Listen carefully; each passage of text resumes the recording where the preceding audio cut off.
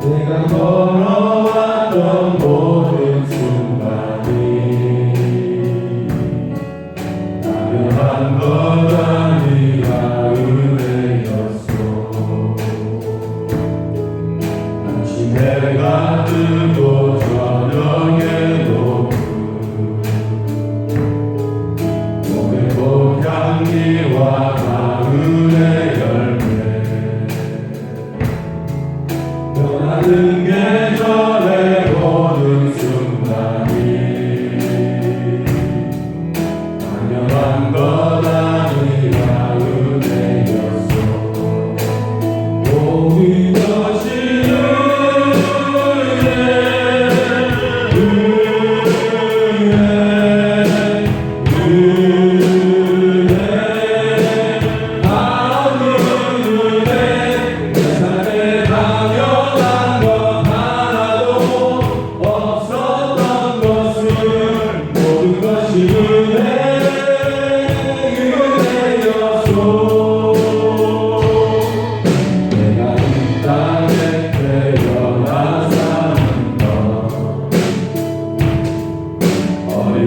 이 시절과 지금까지 숨을 쉬며 살며 꿈을 꾸는 삶 당연한 것 아니라 은혜였어. 내가 하나님의 자녀로 살며 모든 찬양하고 예배하는 삶 복음을 전할 수 있는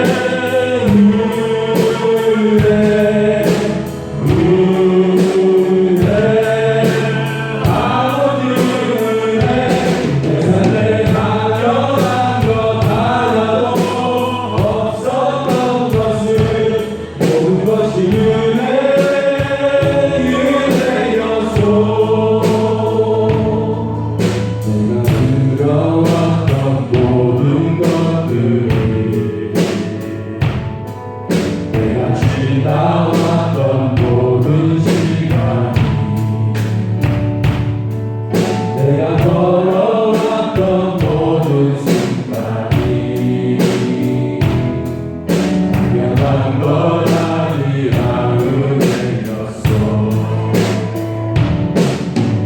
내가 뜨고 저녁에도 고백고 향기와 가을의 열매 변하는 계절의 모든 순간이 분명한 것 아니라 은혜였소. 모든 것이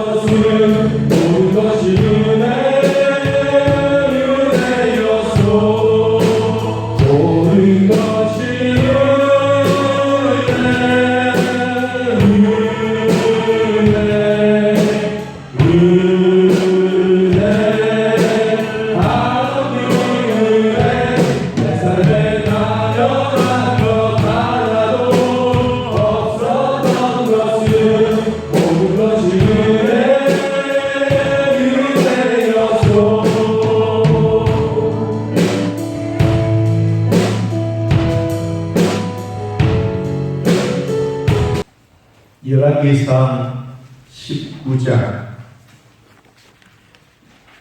1절에서 8절까지인데 2절까지 우리 하나님의 말씀을 함께 했습니다. 아합이 엘리야가 행한 모든 일과 그가 어떻게 모든 선지자를 칼로 죽였는지를 이세벨에게 말하니 이세벨이 사신을 엘리야에게 보내어 이르되 내가 내일 이맘때에 반드시 내 생명을 저 사람들 중 한 사람의 생명과 같게 하리라. 그렇게 하지 아니하면 신들이 내게 벌 위에 벌을 내림이 마땅하니라 한지라. 아멘. 옆사람과 인사하겠습니다. 하나님의 은혜로 살아갑니다. 하나님의 말씀으로 은혜 받겠습니다. 할렐루야. 오늘 영적인 침체를 극복이라고 하는 제목으로 같이 말씀 나누도록 하겠습니다. 코로나로 말미암아 모두가 힘들어하고 있는 세월이 벌써 3년의 세월이 다가오고 있습니다. 그런 가운데 육체도 나약해지고 정신적으로도 피로감이 다가오고 또 그것만 아니라 우리가 영적으로 신앙생활하는데도 이러한 침체가 다가오고 있습니다. 이것은 특별한 엘리야에게만 있는 것이 아니라 특별한 어떤 사람이 지명해서 이루어진 것도 아니라 모든 사람들에게 함께 찾아오는 이런 영적인 침체입니다. 이러한 무기력한 느낌을 가지면서 하나님께 죽기를 구했던 이 엘리야는 자기의 삶에 로뎀나무라고 하는 먼 거리에 가서 죽기를 구했지만 하나님은 엘리야 죽는 것을 좋아하지 않았습니다. 그리고 엘리야를 다시 먹을 것을 주고 물을 주고 까마귀를 통해서 다시 원기 회복을 시켜서 또 새로운 사명자로 불러주십니다. 이것은 꼭 자기에게 엘리야에게만 결코 그런 것이 아닙니다. 여러분, 오늘날 우리 모두도 이와 같은 환경 속에 살아가고 있습니다.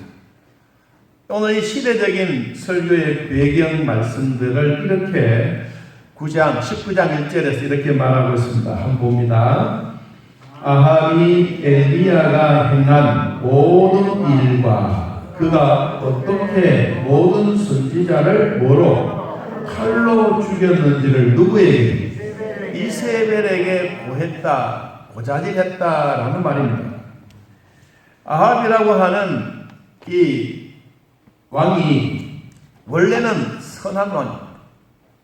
그런데 자기 부인 이세벨을 잘못 만나 악한 왕으로 돌변했습니다. 처음부터 너는 나쁜 놈 이렇게 해서 시작되었으면 좋겠지만 한 여인을 잘못 만남으로 원래는 다 시작할 때는 좋아요. 그런데 세월이 조금씩 지나가면 이제 서로에게 주어진 상처도 보이고 또 단점도 보이기 시작합니다. 이세벨도 인물도 잘났고 또 공주로서 멋진 삶을 살아왔습니다. 그런데 그 가운데 몸만 본 게 아니고 몸과 같이 따라온 종교 바알과 아세라 신을 섬기는 신까지 가지고 들어오고, 이것이 들어와서 온 나라에 막 범벅을 만들어서 무엇으로? 바알과 아세라 신상을 섬기는 산당을 만들어 놓고 거기에 절하지 아니하면 백성들을 몰아치고 힘들게 만들었던 그 시절입니다. 하나님이 엘리야를 통해서 앞으로 내 명령 없이는 이 땅에 비를 주지 않겠다. 그래서 정말로 비가 내리지 않았습니다. 계속해서 가뭄이 들었습니다. 하루는 엘리야가 아합 왕을 만나러 갔습니다. 만났는데 서로 손가락질하고 당신 때문에 우리나라에 비가 오지 않습니다. 엘리야는 아합 왕 때문에 비가 오지 않습니다. 아합은 하나님의 종 디셉 사람 엘리야 서로 이렇게 막 난리 법석을 지키고 있습니다. 여러분, 그럴 때 이 엘리야가 하나님으로부터 받았던 한 사인이 있습니다. 그 사인이 무엇이냐면 진짜 하늘에서 물을 내리고 비를 내릴 수 있는 그 신이 누구냐? 이세벨이 가지고 왔던 바알의 신이냐 아세라 신이냐? 이들의 제사장도 850명이나 된다 그랬습니다. 850명만 되는 게 아닙니다. 그 마을마다 고을마다 있었으면 아마 850명이 아니라 2,000명, 3,000명도 되었을 겁니다. 이렇게 많은 이 제사장, 바알과 아세라 신의 제사장, 그리고 엘리야, 서로 갈멜산에서 진짜 신이 누구인지 한번 대결하자고 해서 바알과 아세라 신을 섬기고 있는 850명도 돌을 쌓고 제단을 쌓고 그 위에 번제물을 올려놓고 성냥불로 불을 켜는 것이 아니라 하늘에서 불이 내려와서 이 제물을 태우는 자가 진짜 신이다. 그래서 이 850명이 아침부터 시작해서 자기의 신들을 막 부르기 시작하면서 그 주변에 뺑뺑뺑뺑 돌면서 자기 신을 불렀습니다. 거기에 구경하는 백성들도 있었고 거기에 아합 왕도 있었고 거기에 신하들도 있었고 아주 엄청난 대결 중에 대결입니다. 850명이 이 한 제물을 놓고 불이 하늘에서 내려오기를 그렇게 간절하게 기도했는데 아무런 소식이 들리지 않고 아무런 소리가 들려나지 않았습니다. 그래서 정오가 지나가고 해가 니운니은 넘어가도 바알의 신은, 죽은 신은 말이 없었습니다. 그리고는 이제 엘리야가 백성들 향해서 이렇게 말합니다. 여러분, 바알과 아세라 신은 죽은 신입니다. 그래서 대답이 없지 않습니다.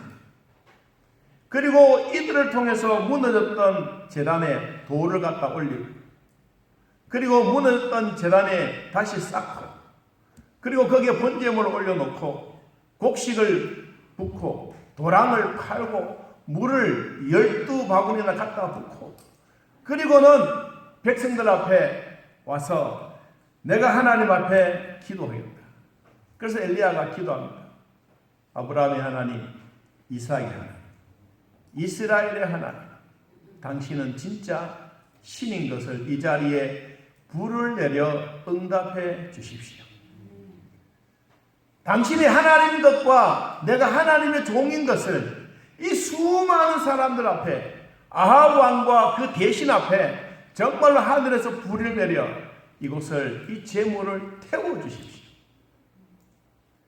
그 기도가 끝나자마자 하늘에서 불덩거려 확 내려와서 이 번제단에 있는 제물을 태워버렸습니다. 여러분, 그리고 난 다음에 시냇가에 이 모든 사람들이 막 도망가기 시작합니다. 그래서 사람들이 잡아서 칼로 목을 탁 쳐 죽였습니다. 여러분, 그런 사건이 이세벨에게 보고가 된 거예요. 그러니까 이세벨이 무슨 생각을 하겠어요? 저 나쁜 놈, 저놈 때문에, 누가 엘리야 때문에 자기의 식솔처럼 여기고 있는 바알과 아세라 신상 850명이 다 목이 쳐서 이 시냇가에 죽음이 되었으니 내일 아침에 너의 목숨도 내가 똑같이 복수하겠다. 오늘 그 얘기가 오늘 2절까지 읽었습니다. 자, 3절 말씀 같이 한번 3절. 그가 이 형편을 보고 일어나 자기의 생명을 위해 도망하며 유다에 속한 부엘세바에 이르러 자기의 사원을 그곳에 머물게 했다. 그 형편을 보고, 형편이라고 하는 이 단어가 히브리어로 라아라, 그 라아를 보고, 이건 단순히 멀리 있는 것을 바라보다라는 이 말이기도 하지만 진짜 속뜻은 뭐냐? 그 형편을 살펴보니 마음에 두려움이 생겼습니다. 공동 번역에 보니까 두려워 떨며 이세벨이 자기 생명을 노리고 있고 어제 죽였던 그 칼로 죽였던 자기 식솔들처럼 죽이겠다고 하니까 무슨 생각이 듭니까? 마음에 두려움이 생기고 떨리고 도망가기 시작합니다. 여러분 같으면 아이고 하나님 잘 됐습니다. 진짜 하나님이 역사에서 뭐 아무렇지도 않은데 얼마든지 여러분의 믿음 같으면 그렇게 했을지 몰라도 엘리야는 겁을 잔뜩 먹었어요. 자, 잔뜩 먹고 그 다음 4절. 자, 자기 자신은 광야로 들어가 하룻길쯤 가서 한 노뎀나무 아래에 앉아서 자기가 죽기를 원하였으되 여호와여 넉넉하오니 지금 내 생명을 거두시옵소서. 나는 내 조상들보다 낫지 못합니다. 어디까지 갔느냐 하니까 성경에 하룻길을 걸어서 한 광야로 갔는데 그 광야에 있는 로뎀나무라. 로뎀나무. 우리 그 사진이 안 되죠? 네. 이 로뎀나무를 제가 찍어서 왔는데 어디서 찍어 왔느냐 하면 제주도에서 찍어 왔어요. 제주 성서식물원 바볼리아라고 하는 이 한림읍에 보면 이 식물원이 있어요. 식물원이 있는데 원래 중동에 있는 식물들이 한국에서 잘 자라지 않습니다. 우리는 온대 기후고 중동은 또 뜨겁고 그러니까 잘 자라지 않아요. 그런데 거기에 이 식물원을 준비했던 한 원장님이 중동에 있는 성경에 나오는 모든 나무들의 열매, 식물을 뿌리를 가져오거나 식물 줄기를 가져오면 반드시 몇 년간에 걸려서 삐약삐약. 그래서 이걸 가져 들어오지를 못해서 뭘 가져왔냐? 씨앗을 가지고 와서 이 제주도에 심은 거예요. 심어서 처음에는 실패하고 또 안 되고 자라면서도 부러지고 그렇게 해서 세월이 30년의 세월이 지났어요. 이 세월이 지나면서 이제 점점 나무들이 자라고 아름다운 숲이 되어지고 거기는 이제 정원이 이렇게 이루어질 만큼 우리 한국에는 식물원도 있지만 또 이 성막도 있는 교회들도 있습니다.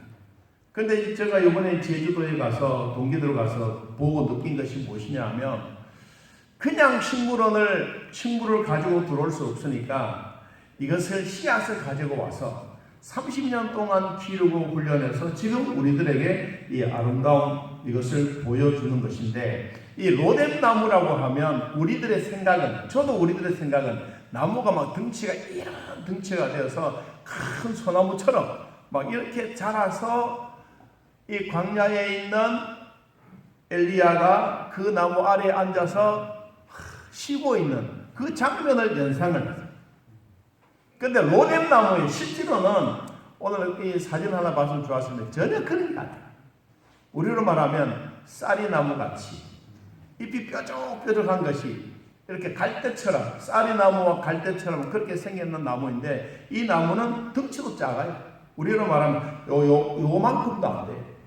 근데 얘가 키는 얼마나 자라느냐 2m, 3m 정도 자라는데 뿌리는 한 15m 내지 20m까지 자라요. 왜 자라느냐? 자기들 광야에서 먹을 것이 없으니까 어디까지 내려갑니까? 깊숙하게 파고 들어가가지고 거기 있는 물을 빨아먹기 위해서 얘들이 들어가는 거예요.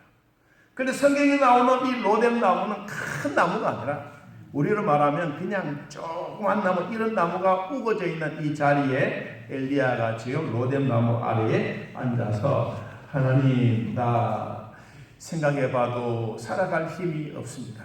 죽여주십시오.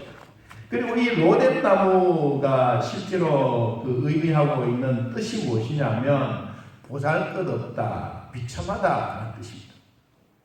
로뎀 나무에 앉아 있는 이 엘리야는 비참하기도 하고 시궁창과 진흙탕에 앉아 있는 것과 같은 그런 마음의 자세가, 하나님, 이제는 내가 살아가는 것이 좀 미안합니다. 그럴 정도로 지금 이야기하는 거예요. 우리 성경의 로뎀 나무는 4번밖에 나오지 않습니다. 그런데도 불구하고 이 나무의 이름은 아주 우리들에게 귀하게 불려지고 있다는 것입니다. 자, 모래 속에서 이 뿌리가 캐가지고, 그리고 광야를 지나갈 때 많은 사람들이 추우니까 여기에 불을 피워요. 그러면 이 뿌리가 오래오래 타면서 뿌리가 모래 속에 딱 이 타던 재를 이렇게 묻어 놓으면 이 지나가던 순례객들이 그 모래 위에 침대를 하나 덮고 이렇게 자면 밤새도록 따뜻한 거예요. 그래서 이 로뎀 나무는 우리가 생각하는 안식이기도 하지만 밤에 잠잘 수 있는 그런 거처이기도 한 것입니다.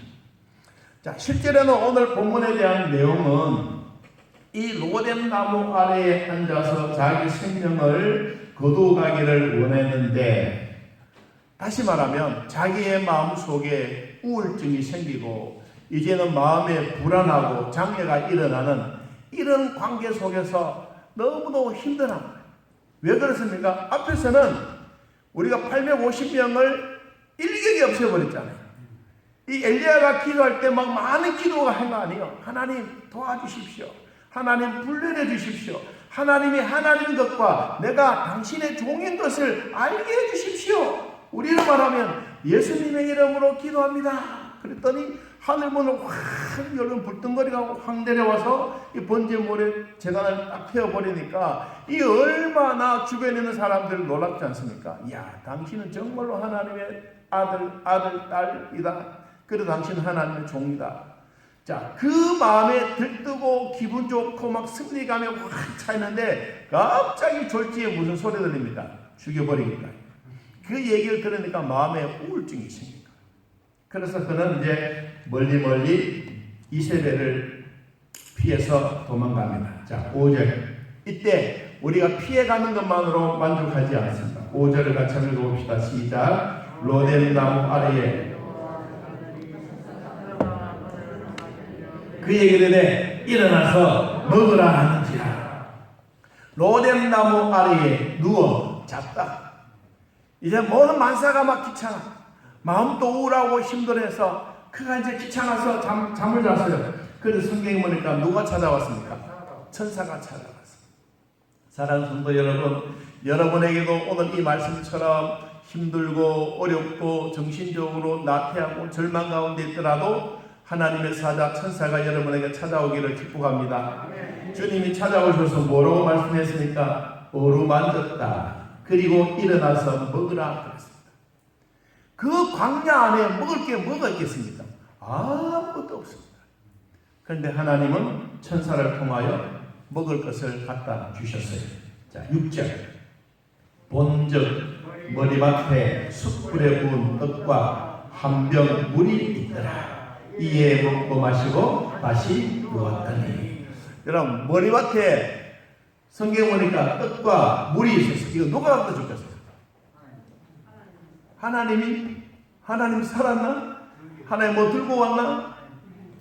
앞에 보니까 엘리야가 힘들어할 때 하나님은 뭘 보냈습니까? 까마귀를 보냈어요. 까마귀를 보내서 까마귀 입에 떡도 물고 물병도 물고 와서 엘리야가 잠자고 난 이 자리에 딱 갖다 놓고 천사가 깨워.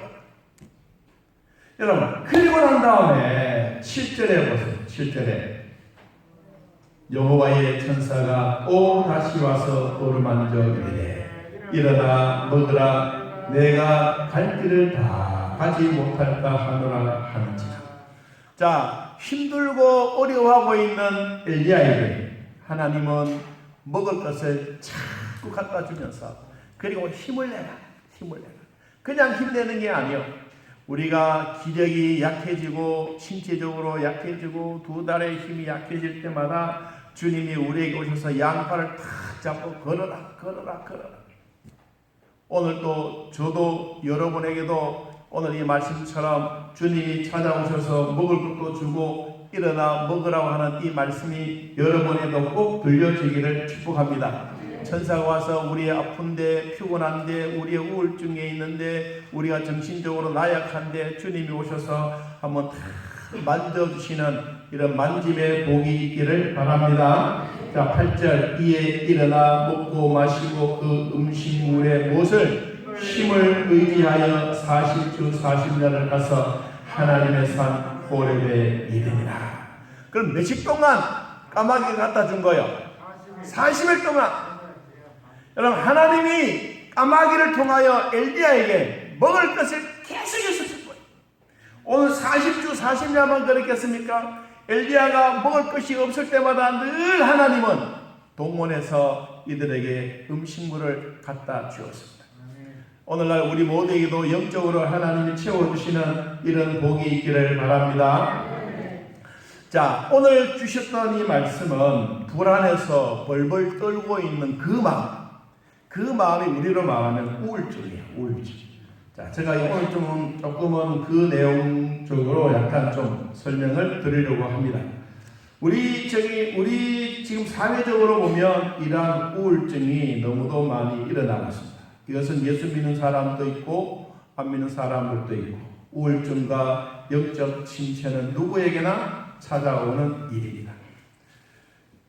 2021년 기준으로 해서 여성이 남성보다 우울증이 2.1배나 많고 불안장애로 1.6배나 많다고 말했습니다. 2017년부터 2021년 최근 5년 동안 우울증이 127.1% 그리고 불안장애가 86.8%가 생겨지는데 제일 많은 연령이 누구냐? 60대인 것 같죠? 50대인 것 같죠? 아니에요. 20대예요. 20대 사람들이 가장 많아요. 우리가 가만히 생각해 보면 이 코로나 생기고 난 다음에 제일 많이 급속도로 마음이 불안하고 우울증이 제일 심한 사람들이 20대 사람. 그리고 세부적으로 보면 상세불명의 불안장애, 혼합형 불안장애, 그리고 우발적 발작성 불안장애 이런 것들이 갑자기 막 일어나기 시작해요. 여러분, 우발적 발작은 뭐예요? 가다가 뭐 묻지 마요. 가다 막 뺨을 탁 때리고 도망가고 뭐 이런 일들이 계속해서 일어나고 있습니다. 그리고 시도를 보면 대전과 대구와 부산의 순으로 이 사람들이 많은 우울증이 가져와요. 이 검사 발표가 어디서 했느냐 하니까 건강보험심사평가원에서 이것을 진료를 하면서 통계 분석을 했는데 제가 간단하게만 설명을 드린 것입니다. 이와 같이 이 한 사람의 우울증으로 한 사람의 이런 영적 침체로 말미암아 찾아오는 것은 자기만 있는 게 아니에요. 자기뿐만 아니라 자기 옆에 있는 모든 사람들에게도 이와 같은 일들이 생겨나는 것이 코로나가 다가오고 코로나가 서서히 저물어 가고 있는 이때 우리가 이러한 일들이 일어나고 있다는 것입니다. 그래서 우리가 이러한 일을 극복하기 위해서 하나님의 말씀을 먼저 보기 전에 우리 실질적으로 이런 문제가 났으면 우리는 제일 가까운 가족들이 같이 이 일을 위해서 노력해야 합니다. 가족들이 제일 신뢰하기 때문에 그렇습니다. 가족들이 신뢰하지 못하면 이러한 문제가 생기면 뿔뿔이 흩어지기 쉽습니다. 그리고 나이가 조금 들면 이제 부부의 관계도 부부가 대화하는 시간도 점점 멀어집니다. 그리고 그냥 눈치만 보고 그저 말은 안 해도 서로 다 알아갑니다. 그렇기 때문에 그럴 때일수록 우리의 말수는 점점 줄어드는 거예요. 우리가 꼭 해야 될 일은 뭐냐? 그러면 부부가 지금 또 같이 사시면 아내나 남편이나 같이 두 사람이 동시에 할 수 있는 운동이든 아니면 걷는 거 하든 아니면 뭐 진짜 좋아하는 뭐 그림을 그리든 아니면 음악을 하든 두 사람이 어떻든 같이 할 수 있는 상황이 되어야 대화거리가 있는 거예요. 목사에게도 대화하는 시간이 별로 없었습니다. 그러다가 보니까 힘들어하는 세월도 많이 지나갔습니다. 저도 우울증도 왔어요.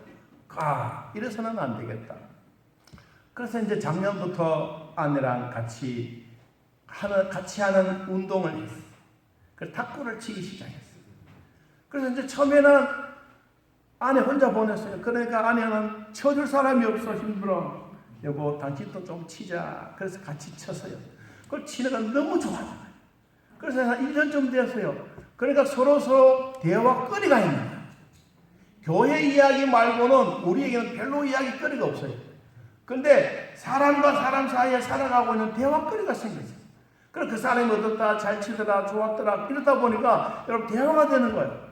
이거 며칠 전에는요, 팔공산에 우리 동기들이 모임이 있어요. 이렇게 가는데 옛날 같으면 여기서 팔공산 IC를 거쳐서 여기 쏙 빠져가면 되는데 둘이 한참 이야기하다가 보니까 팔공산 IC를 지나가 버렸어. 제가 딱 느낌이 뭐냐? 대화는 이래서 좋은 거다. 팔공산 IC 지나가면 어때? 대화에서 북대구에서 다시 돌아왔습니다만은 어떻든 여러분 이런 우울증과 조울증과 정신적으로 이런 문제들이 있을 때 엘리야에게는 자기 혼자가 아니었어요. 그런데 하나님은 자기 혼자가 아니었어요. 하나님은 엘리야를 위해서 얼마나 많은 사람들 남겨놓았느냐 하면 여러분 19장 18절을 한번 같이 보겠습니다. 19장 18절 자 같이 한번 읽어봅시다. 그러나 내가 다 바알에게 무릎을 꿇지 아니하고 다 바알에게 입맞추지 아니한 자니라. 여러분 엘리야를 위해서 하나님은 어떤 사람을 남겨놨습니까? 기도의 특공들을 남겨놨어요. 기도의 특공들을 남겨놓고 이 7,000명이 바알에게 무릎 꿇지 않은 순수한 선교자들처럼 열심히 기도해주는 이런 동력자들이 있는 거예요. 여러분의 가족들 가운데 아프고 힘들면 최고의 동력자가 누구냐? 여러분의 가족입니다. 남편도 아내도 세월이 지나가면 대화하는 걸 점점 줄어들어. 그냥 잠자는 거 그것밖에 뿐이야. 밥 먹고 나면 설거지도 안 해. 그러다 보면 누구 하는지도 잘 몰라요. 여러분 실질적으로 중요한 것은 뭐냐? 남자도 우리 어른드신다고 이런 얘기하면 좀 미안합니다만은 설거지 하십시오. 그러면 아마 그럴 거예요. 그렇잖아요. 그렇지만 밥 먹기 위한 것이 아니라 서로 대화거리를 만들고 서로 이해해 줄 수 있는 마음이 되려면 그럼 설거지도 같이 해주는 거예요. 고기를 끄떡이처럼 해가지고 그렇지 않은 분들은 안 하신 것 같아요. 그러니까 여러분 설거지 하는 건 나쁜 게 아닙니다. 도와줘. 같이 도와주고 같이 힘이 되어주고 같이 어깨동무가 되어주고 같이 하는 거예요. 엘리야는 자기 혼자인 줄 알았어. 자기 독불장군인 줄 알았는데 알고 보니까 아니요. 얼마나 7,000명을 남겨두었어. 여러분 중에서도 여러분 혼자인 것 같지만 절대로 혼자가 아니요. 여러분들 위해서 기도해 주는 분들이 계세요.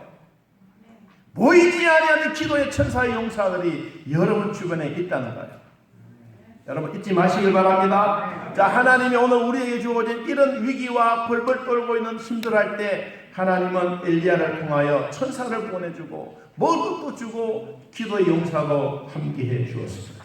자, 오늘 이런 말씀을 가만히 생각하면서 우리가 몇 가지 짚고 넘어가야 될 일이 있습니다. 그러면 영적 침체를 극복하기 위해서 우리가 뭘 해야 될 거냐? 첫째, 꿈이 없는 것이 아니라 꿈을 잊어버리지 말아라. 사람은 살아가다가 자기에게 주어진 열정이 사라지기 시작하면 자꾸 찾아오는 마음의 부담스러운 일이 있습니다. 하나님의 은사를 개발하는 것이 제일 좋은 겁니다. 하나님은 저와 여러분에게 태어날 때부터 나에게 주셨던 게 있습니다. 여러분에게 주셨던 게 있습니다. 하나님이 여러분에게 주셨던 것이 뭐냐? 하루 종일 해도 피곤치 않아요. 피아노 치는 사람이면 하루 종일 피아노 쳐도 괜찮아. 저는 또 마음에 한 가지 남아있는 게 뭐냐면 미술을 한번 그려보고 싶은데 이제 다음에 언제 되면 시간 내서 미술 한번 그려보고. 왜? 내 마음의 소원이 그림 그리고 싶어. 누군가가 여러분에게 진짜 하고 싶었던 일을, 이 일을 열망을 가지려면 이 열망을 가지면서 이것을 통해서 다른 것을 잊어버려요.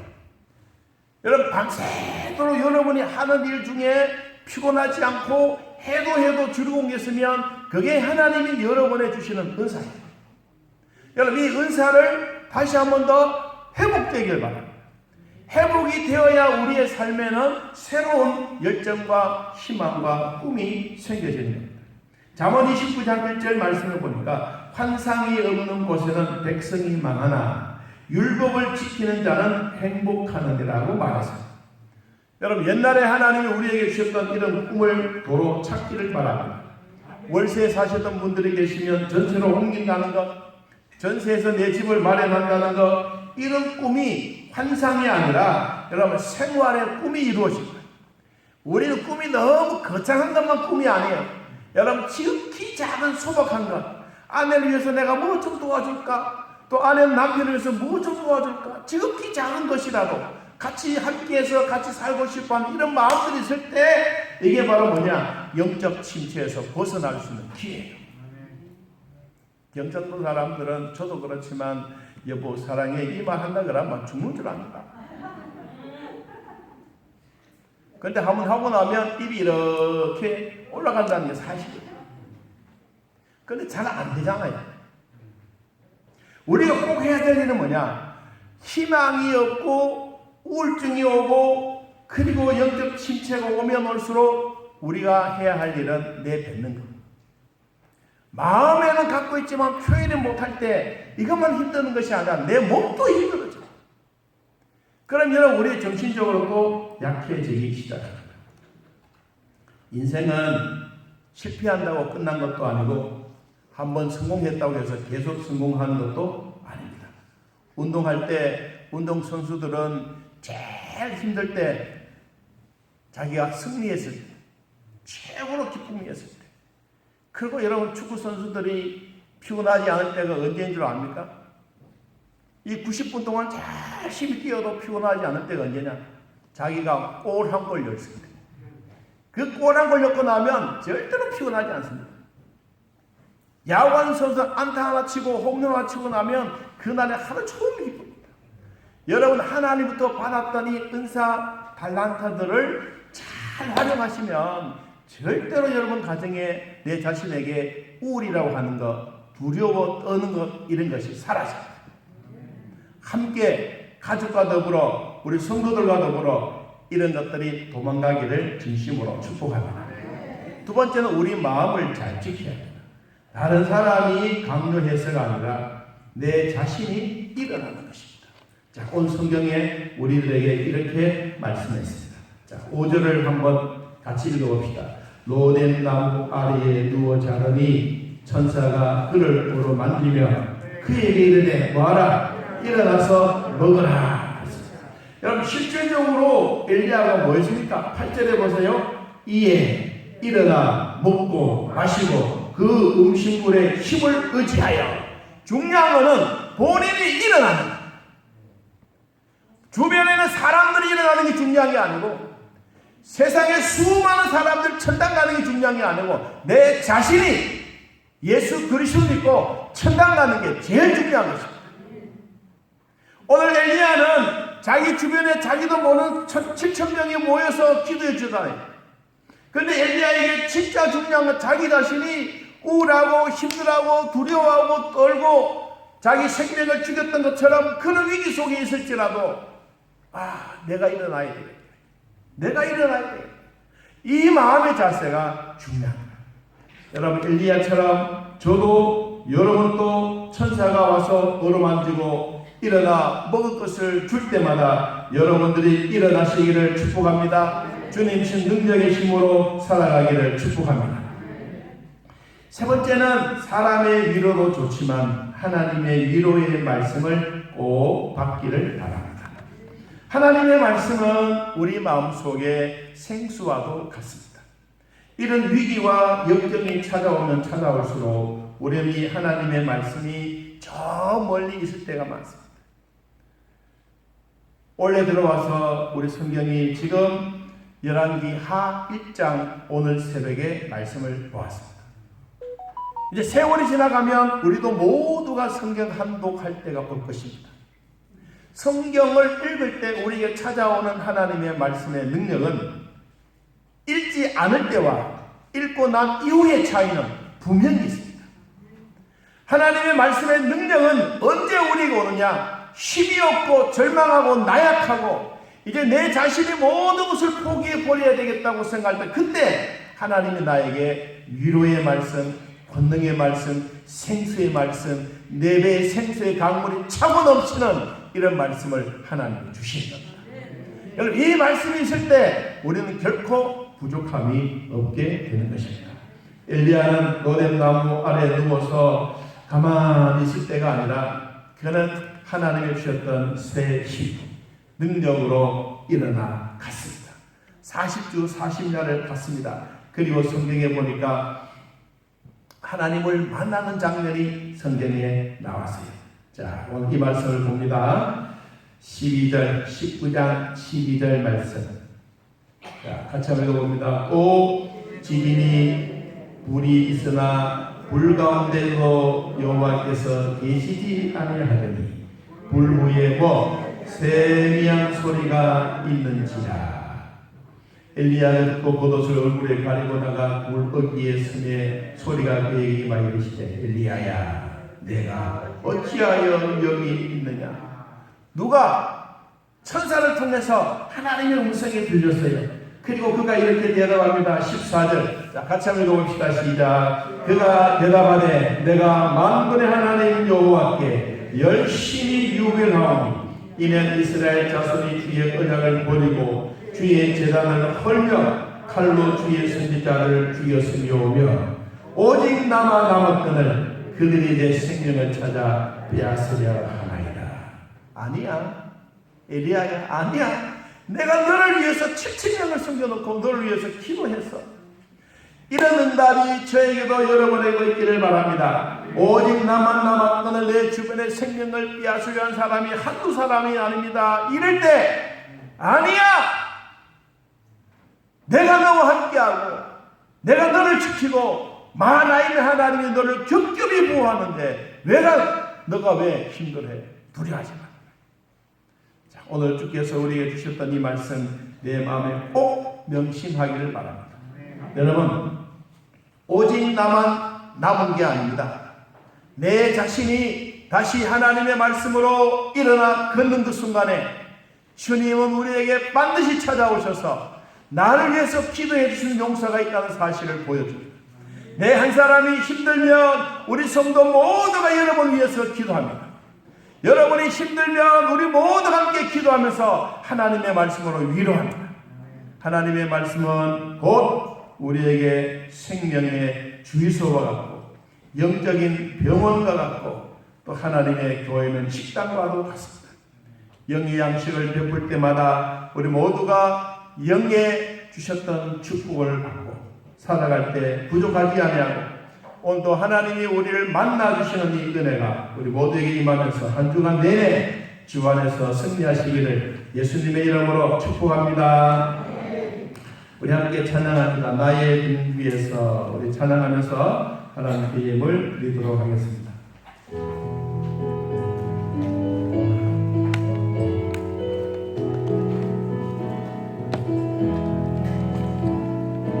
나의 등 뒤에서 나를 보고 내 인생 길에서 지치고 고나요 매일처럼 주저앉고 싶을 때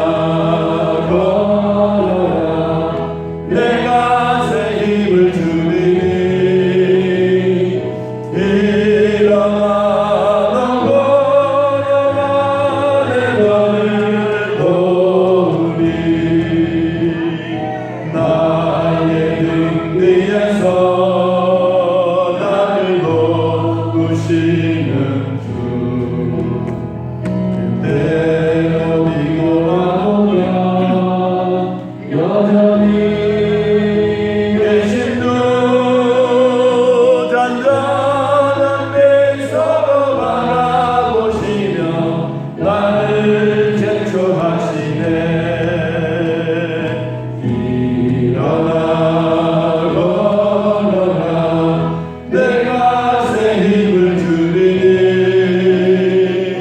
일어나 걸어라 내 걸을 일어나 걸어라 일어나 걸어라 내가 새 힘을 주리니 일어나